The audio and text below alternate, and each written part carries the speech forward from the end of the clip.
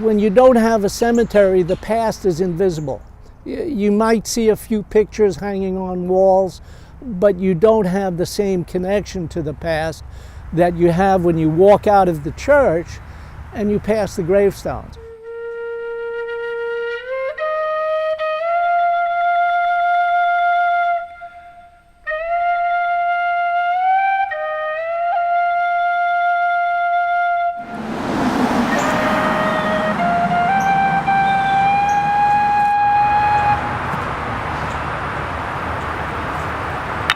George Washington gave about equivalent of $1,200 for the founding of our parish. He lived just down the road, 8 miles.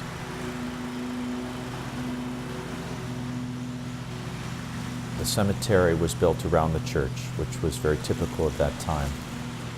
Very easy, of course, to go from the funeral mass to the burial, also being a close location for the relatives and family members to visit the graves of their deceased loved ones. If you look at the field in front of us, in front of the church, a major skirmish occurred during the Civil War.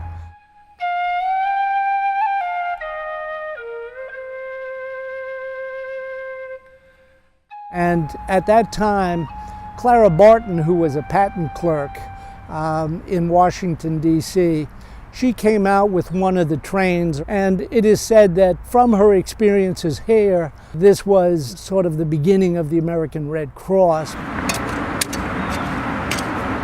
know that the ties that bind us to each other on earth don't unravel at death. We believe that only the perfect go immediately to heaven. So for most of us, we'll find in purgatory a place of purification and temporal punishment due to the sins that perhaps have been forgiven through the sacrament of confession, but there's a purification that needs to continue till we reach that perfection that Christ desires for us in order to enter heaven.